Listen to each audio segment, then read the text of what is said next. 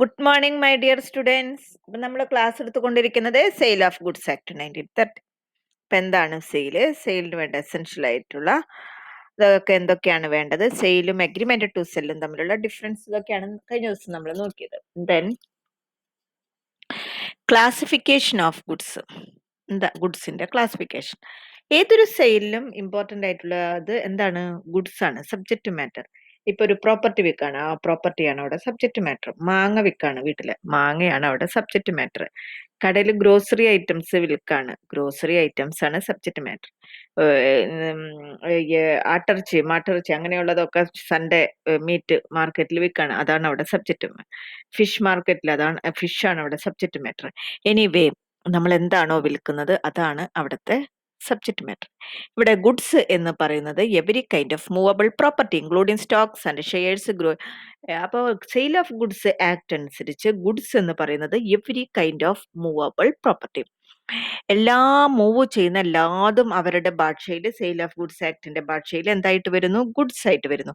That means stock goods ആണ്, shares goods ആണ്, growing crops വയലില് നെല്ല് വിളയുന്നത്, ഗോതമ്പ് വിളയുന്നത്, അങ്ങനെ എന്തൊക്കെയാണോ ഉള്ളത് അതൊക്കെ ഗുഡ്സ് ആണ്.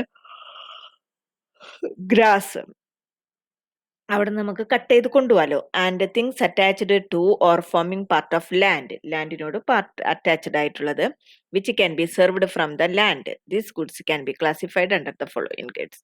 അങ്ങനെ നോക്കുമ്പോൾ എല്ലാ മൂവബിൾ ഗുഡ്സിനെയും നമുക്ക് ഗുഡ്സ് എന്ന് പറയാനായിട്ട് സാധിക്കും. ഗുഡ്സിനെ ഒരു സെയിൽ, കോൺട്രാക്ട് ഓഫ് സെയിലിൽ സബ്ജക്റ്റ് മാറ്റർ ആയിട്ട് എടുക്കുന്നു. ഇതിനെ ക്ലാസിഫൈ ചെയ്തിട്ടുണ്ട്, മൂന്നായിട്ട് ക്ലാസിഫൈ ചെയ്തിട്ടുണ്ട്: existing goods, future goods and contingent goods. Existing goods എന്ന് പറയുന്നത് goods existing at the time of contract of sale. കോൺട്രാക്റ്റിൽ ഏർപ്പെടുന്ന സമയത്ത് ഗുഡ്സ് അവിടെ ഉണ്ടായിരിക്കാം, അത് ഒരു സെല്ലറുടെ സ്വന്തമായിട്ട് ഉണ്ടായിരിക്കണം. ഇങ്ങനെയുള്ള എക്സിസ്റ്റിംഗ് ഗുഡ്സ് മൂന്ന് തരത്തിലുണ്ട്: സ്പെസിഫിക് ഉണ്ട്, അൺഅസർട്ടൈൻഡ് ഉണ്ട്, അസർട്ടൈൻഡ് ഉണ്ട്. അപ്പൊ എന്താണ് specific goods? Specific goods are those which have been identified and agreed upon by the parties at the time of the contract of sale. ആ കോൺട്രാക്ട് ഓഫ് സെയിലിന്റെ സമയത്ത് തന്നെ ഐഡന്റിഫൈ ചെയ്ത് അഗ്രി ചെയ്യുന്നതാണ് സ്പെസിഫിക് ഗുഡ്സ്. ഇപ്പൊ നമ്മളൊരു വീട് പണിയാൻ പോകണം, സിമെന്റ് വാങ്ങുന്നത് സിമെന്റ് തന്നെയാണ് നമ്മളവിടെ ഐഡന്റിഫൈ ചെയ്യുന്നതും അവിടെ കോൺട്രാക്റ്റിൽ ഏർപ്പെടുന്നത്. അപ്പൊ അങ്ങനെ നമ്മളൊരു സ്പെഷ്യൽ പർപ്പസിന് വേണ്ടിയിട്ട് സ്പെഷ്യൽ ഗുഡ്സ് സ്പെസിഫിക് ആയിട്ട് പറഞ്ഞു വാങ്ങുന്നതിനെയാണ് സ്പെസിഫിക് ഗുഡ്സ് എന്ന് പറയുന്നത്. ഇനി ഗുഡ്സ് അൺഅസർട്ടൈൻഡ് ഗുഡ്സ് എന്ന് പറയുന്നത് are those goods which have not been identified and agreed upon at the time of contract. കോൺട്രാക്ടിന്റെ സമയത്ത് നമുക്കൊന്നും ചെയ്യാനായിട്ട് സാധിക്കില്ല. സ്റ്റോക്ക് നമുക്ക് കോൺട്രാക്ട് സമയത്ത് പറയാൻ പറ്റുമോ? നമുക്ക് മാർച്ച് 31 എത്ര ഉണ്ടാകുമെന്ന് ഉറപ്പ് പറയാൻ പറ്റില്ല. ഡിസംബറിലാണ് കോൺട്രാക്ട് ഏർപ്പെടുന്നത്. അപ്പൊ നമുക്കത് ഐഡന്റിഫൈ ചെയ്യാനായിട്ട് സാധിക്കില്ല. അപ്പൊ അങ്ങനെ നമുക്കൊരു പ്രത്യേകിച്ച് ഡിസ്ക്രിപ്ഷൻ 100% കറക്റ്റ് ആയിട്ട് പറയാനായിട്ട് സാധിച്ചില്ലെങ്കിൽ അത് അൺഅസർട്ടൈൻഡ് ഗുഡ്സ് ആണ്. അസർട്ടൈൻഡ് ഗുഡ്സ് എന്ന് പറയുന്നത് goods selected and identified from a mass of unascertained goods, they are called ascertained goods. There are number of unascertained goods. അതിൽ നമുക്ക് അസർട്ടൈൻ ചെയ്യാൻ പറ്റുന്ന ഗുഡ്സ് ഏതാണോ അതാണ് അസർട്ടൈൻഡ് ഗുഡ്സ്. അപ്പൊ ഗുഡ്സിനെ ക്ലാസിഫൈ ചെയ്തത് മെയിൻ ആയിട്ട് മൂന്നായിട്ട്: എക്സിസ്റ്റിംഗ്, ഫ്യൂച്ചർ, കണ്ടീജന്റ്. എക്സിസ്റ്റിംഗ് ഗുഡ്സിനെ വീണ്ടും മൂന്നായിട്ട് ഡിവൈഡ് ചെയ്തിട്ടുണ്ട്: സ്പെസിഫിക്, അൺഅസർട്ടൈൻഡ്, അസർട്ടൈൻഡ്. ഓക്കെ, അതിന്റെ ഒരു ഡയഗ്രാം കേട്ടോ. ഇനി രണ്ടാമത്തെ ഗുഡ്സ് ആണ് ഫ്യൂച്ചർ ഗുഡ്സ്. ഫ്യൂച്ചർ ഗുഡ്സ് എന്ന് പറയുന്നത് refer to goods which are going to be manufactured or acquired by the seller after making contract of sale. നമ്മൾ ഓർഡർ കൊടുക്കുന്നു. ഇപ്പൊ നമ്മൾ ഒരു ഹോട്ടലിൽ പോയിട്ടുണ്ടെങ്കിൽ നമ്മൾ ഓർഡർ കൊടുത്ത് അവിടെ എങ്ങനെ ഇരിക്കും, കുറച്ച് ഒരു മസാല ദോശ ഓർഡർ കൊടുത്തു, നമ്മൾ അവിടെ ഇരിക്കുന്നു. എന്താണ്, അവരത് പ്രിപ്പയർ ചെയ്യാനായിട്ട് പോയിരിക്കുന്നു. എല്ലാ സാധനങ്ങളും അവിടെ റെഡി ആയിരിക്കും. നമ്മൾ ചെന്നതിന് ശേഷമായിരിക്കും അത് ഇതിലിട്ടിട്ട് പരത്തി ചൂടാക്കി മസാലക്കറിയൊക്കെ ഇട്ട് മടക്കി അതിന്റെ സൈഡിലൊക്കെ സാമ്പാറും ചമ്മന്തിയും എല്ലാതും ഒഴിച്ച് വേണമെങ്കിൽ നമ്മളൊരു വടിയും കൂടി നമ്മൾ പറഞ്ഞിട്ടുണ്ടായിരിക്കും. അപ്പൊ അതിന്റെ സൈഡിലൊരു വടിയും എല്ലാതും കൂടി ഇങ്ങനെ വലിയൊരു പ്ലേറ്റില് വലിയൊരു ദോശയായിട്ട് ഇങ്ങനെ വരും അല്ലേ? അപ്പൊ അത് നമ്മളിങ്ങനെ നോക്കിയിരുന്ന് ആ ചൂടോട് കൂടിയിട്ട് നമ്മൾ കഴിക്കുന്നത്. നേരെ മറിച്ച് അതവിടെ ഉണ്ടാക്കി വെച്ച് അതിങ്ങനെ തണുത്ത് അതിങ്ങനെ വളഞ്ഞ് ഒക്കെ ഒടിഞ്ഞ് നുറുങ്ങി ഒക്കെ ഇരുന്ന് അയാൾ അത് കൊണ്ടുവന്ന് അത് തിന്നാനായിട്ട് എത്ര ഇഷ്ടമുണ്ടായിരിക്കും. എന്റെ പൊന്നെ, മസാല ദോശ തിന്നാൻ തോന്നുന്നു അല്ലേ? അപ്പൊ നമ്മൾ അങ്ങനെ കോൺട്രാക്ട് കൊടുത്തിട്ട് നമ്മൾ ഗുഡ്സ് മാനുഫാക്ചർ ചെയ്ത് അങ്ങനെയാവുമ്പോൾ അത് agreement to sell. No sale takes place in respect of future goods. Future goods do not exist at the time of the contract of sale. അപ്പൊ അങ്ങനെയുള്ള ഗുഡ്സിനെയാണ് എന്ത് പറയുന്നത്? Future goods. ഞാനൊരു എക്സാമ്പിൾ പറഞ്ഞതാണ്. ഇപ്പൊ നമ്മൾ മാങ്ങ, നമ്മുടെ വീട്ടിലൊക്കെ ഉണ്ടാവണ മാവ് നമ്മൾ കോൺട്രാക്ടിന് കൊടുക്കും. പ്രിയൂര് മാവാണ് നമ്മുടെ വീട്ടില്. അപ്പൊ നമ്മളത് മാങ്ങ കോൺട്രാക്ടിന് കൊടുക്കും. 5000 രൂപ 10,000 രൂപയ്ക്ക് കോൺട്രാക്ടിന് കൊടുക്കും. അപ്പൊ മാങ്ങ ഉണ്ടായിട്ടില്ല, മാങ്ങ പൂവൊക്കെ ആയിട്ട് ഇങ്ങനെ കുഞ്ഞേതായിട്ടുള്ളൂ. അത് ഫ്യൂച്ചറാണ്, പറയാൻ പറ്റില്ല അല്ലെ, കൊഴിഞ്ഞു പോവോ ഒന്നും നമുക്ക് പറയാൻ പറ്റില്ല. അത് സെയിൽ അവിടെ നടക്കുന്നേ ഇല്ല. സെയിൽ എപ്പോഴാണ് അവിടെ നടക്കുന്നത്? സെയിൽ അവിടെ നടക്കുന്നത് കുറേ നാള് കഴിഞ്ഞിട്ട് ആ ഗുഡ്സ് പാകായി പഴുക്കാറാവുമ്പോഴാണ് അവിടെ സെയിൽ നടക്കുന്നത്. അപ്പൊ അങ്ങനെയുള്ളതാണ് ഫ്യൂച്ചർ ഗുഡ്സ് എന്ന് പറയുന്നത്. ഇനി അടുത്ത ഗുഡ്സ് ആണ് കണ്ടീജന്റ് ഗുഡ്സ്. കണ്ടീജന്റ് ഗുഡ്സ് എന്ന് പറയുന്നതും ഫ്യൂച്ചർ ഗുഡ്സ് പോലെ തന്നെയാണ്. അതും കോൺട്രാക്ടിന്റെ സമയത്ത് എക്സിസ്റ്റ് ചെയ്തിട്ടുണ്ടായില്ല. Seller's acquisition of goods depends on uncertain contingencies. Uncertain ആയിട്ടുള്ള event may or may not happen. അതിനെ ഡിപ്പെൻഡ് ചെയ്തിരിക്കും സെല്ലറിന്റെ ആ ഗുഡ്സ് അക്വസിഷൻ ചെയ്യുന്നത്. സെല്ലർ കണ്ടീഷണലി പറയും ഗുഡ്സ് കൊടുക്കാമെന്ന്. ചിലപ്പോൾ ഗുഡ്സ് സമയത്തിനെത്തും, അല്ലെങ്കിൽ എത്തില്ല, പറയാൻ പറ്റില്ല. ഇപ്പൊ ക്രോപ്സ്, ഇപ്പോ എന്തെങ്കിലും തരത്തിലുള്ളത് അവിടെ വരൾച്ച വന്നു, അല്ലെങ്കിൽ ഫ്ലഡ് വന്നു, അങ്ങനെ എന്തെങ്കിലും വന്നു, അല്ലെങ്കിൽ തീ പിടിച്ചു, അപ്പൊ ഒക്കെ നശിച്ചു പോവും. ഉറപ്പ് പറയാൻ പറ്റുമോ? അപ്പൊ അങ്ങനെയുള്ളതിനെയാണ് കണ്ടീജന്റ് ഗുഡ്സ് എന്ന് പറയുന്നത്. ഇനി അടുത്താണ് price of goods. Section 2 subsection 10 പറയുന്നുണ്ട് സെയിൽ ഓഫ് ഗുഡ്സ് ആക്ടിലെ പ്രൈസ് എന്താണെന്ന്. പ്രൈസ് എന്ന് പറയുന്നത് സെയിൽ ഓഫ് ഗുഡ്സിലുള്ള കൺസിഡറേഷനെ പറയുന്നതാണ് പ്രൈസ്. നമ്മൾ എന്തെങ്കിലും സാധനങ്ങൾ വിൽക്കുമ്പോൾ പകരം കിട്ടുന്നതാണ് ഇവിടെ പ്രൈസ് എന്ന് പറയുന്നത്. വേറെ തരത്തിൽ പറയുകയാണെങ്കിൽ അതിന് വേണ്ടിയിട്ട് നമ്മൾ പേ ചെയ്യുന്ന മണി.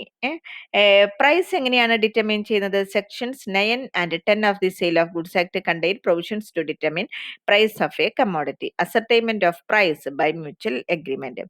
Price in a contract of sale can be fixed expressly by the parties. അത് പാർട്ടീസ് എക്സ്പ്രസ്ലി ഫിക്സ് ചെയ്തിട്ടുണ്ടായിരിക്കും എന്താണ് പ്രൈസ് എന്നുള്ളത്. Price may be left to be fixed in agreed manner. രണ്ടു കൂട്ടരും തമ്മിൽ അഗ്രി ചെയ്തിട്ടുള്ള രീതിയിൽ പ്രൈസ് ഡിറ്റർമിൻ ചെയ്യാം. Price may be determined from the course of dealings between the parties. പാർട്ടീസിന്റെ ഡീലിംഗ്സ് ആയിട്ട് ഉള്ളതിൽ നമുക്ക് ഡിറ്റർമിൻ ചെയ്യാം. അങ്ങനെ നോക്കുമ്പോൾ ബയർ ആൻഡ് സെല്ലർ ആയിരിക്കും എന്ത് ഫിക്സ് ചെയ്യുന്നത്? മ്യൂച്വൽ അഗ്രിമെന്റിൽ കൂടെ പ്രൈസ് ഡിറ്റർമിൻ ചെയ്യുന്നത്. It may be done at the time of the contract or at a future date. കോൺട്രാക്ടിന്റെ സമയത്തോ ഫ്യൂച്ചർ ഡേറ്റിലോ എന്ത് തീരുമാനിക്കാം? പ്രൈസ് എത്രയാണെന്ന് അവർക്ക് തീരുമാനിക്കാം. ഓക്കെ, എന്താണ് reasonable price? If the price is not fixed by the parties as mentioned above, the buyer should pay the seller as reasonable price. ഇപ്പൊ നമ്മുടെ വീട്ടിൽ എന്തെങ്കിലും പണിക്ക് ഒരാൾ വന്ന് എത്ര രൂപ വേണ്ട, അത് അങ്ങോട്ട് തായോ, അവർ ചിലപ്പോൾ പറയില്ല. അപ്പൊ നമ്മളത് കണ്ടറിഞ്ഞ് എത്രയാണ് റീസണബിൾ എന്ന് നോക്കിയിട്ടായിരിക്കും നമ്മൾ കൊടുക്കുന്നത്. അപ്പൊ അങ്ങനെയുള്ള കേസുകളിൽ വാട്ട് ഈസ് റീസണബിൾ പ്രൈസ് എന്ന് നമ്മൾ തീരുമാനിക്കേണ്ടതാണ്.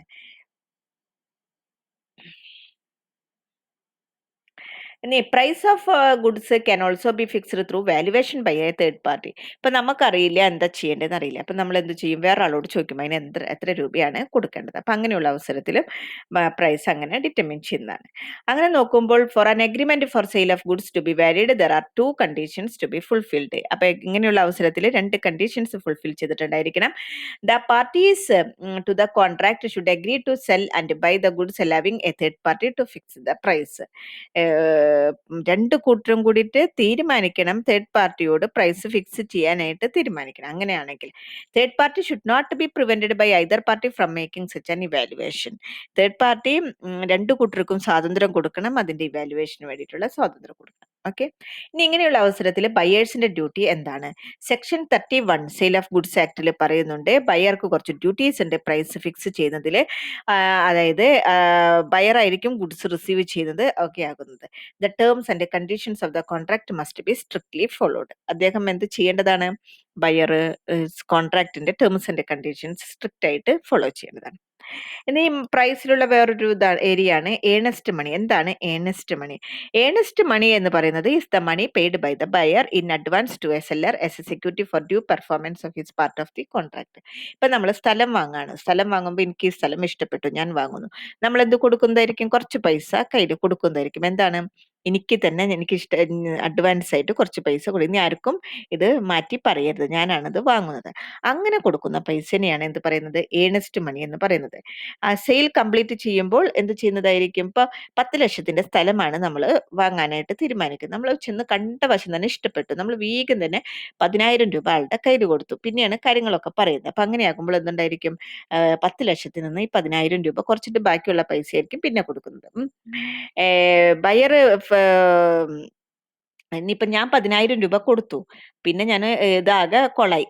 വാങ്ങുന്നില്ല. പൈസ എന്റെ പോയി, ഫോർഫിറ്റഡ് ആയി. ഇനി എന്താണ് conditions and warranties? At the time of sale of goods a seller usually makes certain representations which form part of contract and they affect the contract. Seller ചില representations എടുക്കുന്നതായിരിക്കും. അത് കോൺട്രാക്ടിന്റെ പാർട്ടായിട്ട് വരുന്നു. അതാണ് സ്റ്റിപ്പുലേഷൻസ് എന്ന് പറയുന്നത്. ഈ സ്റ്റിപ്പുലേഷൻ എന്ന് പറയുന്നത് കോൺട്രാക്റ്റിൽ കണ്ടീഷൻ ആകാം, വാറന്റി ആകാം. കണ്ടീഷൻ എപ്പോഴായിരിക്കും ആകുന്നത്? വെരി ഇമ്പോർട്ടന്റ് ആയിട്ട് അതിലെ terms and conditions very important ആകുമ്പോൾ അത് കണ്ടീഷൻ ആയിരിക്കും. ലെസ് ഇമ്പോർട്ടന്റ് ആയിട്ടുള്ള സ്റ്റിപ്പുലേഷനെ പറയുന്നതാണ് വാറന്റി. സെക്ഷൻ 12 സബ്സെക്ഷൻ 2ലാണ് പറയുന്നത് എന്താണ് condition. A stipulation essential to the main purpose of contract. ആ ഒരു കോൺട്രാക്ടിന്റെ മെയിൻ പർപ്പസിനെയാണ് സ്റ്റിപ്പുലേഷൻ എന്ന് പറയുന്നത്. അതിൽ നമ്മൾ എന്തെങ്കിലും ബ്രേക്ക് വരുത്തിയിട്ടുണ്ടെങ്കിൽ contract come to an end ആയിരിക്കും. ഇനി വാറന്റി എന്ന് പറയുന്നത് stipulation collateral to the main purpose of contract. കോൺട്രാക്റ്റിൽ മെയിൻ ആയിട്ടുള്ള പർപ്പസ് അല്ല, പക്ഷേ അതിനെ സപ്പോർട്ട് ചെയ്യുന്നതായിരിക്കും വാറന്റി. അതിൽ നമ്മൾ എന്തെങ്കിലും ബ്രേക്ക് വരുത്തിയിട്ടുണ്ടെങ്കിൽ എന്തുമാത്രം കൊടുത്താൽ മതി? ഡാമേജസ് മാത്രം കൊടുത്താൽ മതി. നേരെ മറിച്ച് കണ്ടീഷനിൽ എന്തെങ്കിലും ബ്രേക്ക് വരുത്തിയാലോ കോൺട്രാക്ട് തന്നെ അവിടെ ഇൻവാലിഡ് ആയിരിക്കും. വാറന്റിയിൽ അത് സപ്പോർട്ട് ചെയ്യുന്നതാണ്, വിച്ച് ഈസ് എസെൻഷ്യൽ അല്ല, വിച്ച് ഈസ് കൊളാട്രൽ ആണ്. വാറന്റിയിൽ നമ്മൾ എന്തെങ്കിലും ബ്രേക്ക് വരുത്തിയിട്ടുണ്ടെങ്കിൽ നമ്മൾ അതിന്റെ ഡാമേജസ് ഒക്കെ കൊടുക്കേണ്ടതാണ്. So warranty is not very important factor in sale of goods act. Sale of ഗുഡ്സിൽ കണ്ടീഷനാണ് വളരെ ഇമ്പോർട്ടന്റ് ആയിട്ട് വരുന്നത്. വാറന്റി അത്രയ്ക്കും ഇമ്പോർട്ടന്റ് അല്ല. It is only collateral in nature and the buyer cannot puttu an end to the contract on non performance. He can only claim damages from the seller. ഇനി എന്താണ് കണ്ടീഷനും വാറന്റിയും തമ്മിലുള്ള differences? Condition പറഞ്ഞല്ലോ ഒരു കോൺട്രാക്ടിന്റെ main purpose ആണ്. Warranty എന്ന് പറയുന്നത് collateral ആയിട്ട് വരുന്നു. കണ്ടീഷൻ വളരെ ഇമ്പോർട്ടന്റ് ആണ്. ഒരിക്കലും അത് ബ്രേക്ക് വരുത്താനേ പാടില്ല. അത് കംപ്ലീറ്റ് ചെയ്തിട്ടുണ്ടെങ്കിൽ മാത്രമേ ആ കോൺട്രാക്ട് ഫുൾഫിൽ ആകുന്നുള്ളൂ. വാറന്റി അത്രയ്ക്കും ഇമ്പോർട്ടന്റ് അല്ല. വാറന്റി കോൺട്രാക്റ്റിൽ ഫുൾഫിൽ ചെയ്തില്ലെങ്കിലും അത്ര പ്രോബ്ലം വരുന്നില്ല. കണ്ടീഷൻ ബ്രേക്ക് ചെയ്തിട്ടുണ്ടെങ്കിൽ buyer gives the buyer the right to end the contract break ആവും. Contract come to an end ആയിരിക്കും. പക്ഷെ വാറന്റിയിൽ എന്തെങ്കിലും പ്രോബ്ലം വന്നിട്ടുണ്ടെങ്കിൽ അങ്ങനെ ഇതാവില്ല. He can only claim damages മാത്രമേ വരുന്നുള്ളൂ. കണ്ടീഷൻ ബ്രേക്ക് വരുത്തിയിട്ടുണ്ടെങ്കിൽ can amount to be treated as a breach of warranty. വാറന്റിയും അവിടെ ബ്രേക്ക് ആയിന്ന് വരും. വാറന്റി ബ്രേക്ക് ആയിട്ടുണ്ടെങ്കിൽ അതിന്റെ അർത്ഥം കണ്ടീഷൻ ബ്രേക്ക് ആയിന്ന് അല്ല. These are the differences between condition and a warranty. Okay, my dear students, അപ്പൊ എന്തൊക്കെ പഠിച്ചു?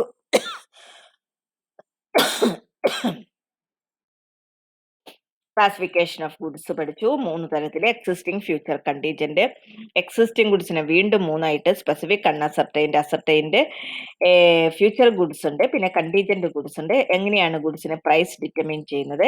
എന്താണ് റീസണബിൾ പ്രൈസ്? എന്താണ് ഏണസ്റ്റ് മണി? എന്താണ് കണ്ടീഷൻ? എന്താണ് warranty? What is the difference between condition and warranty? Okay, my dear students.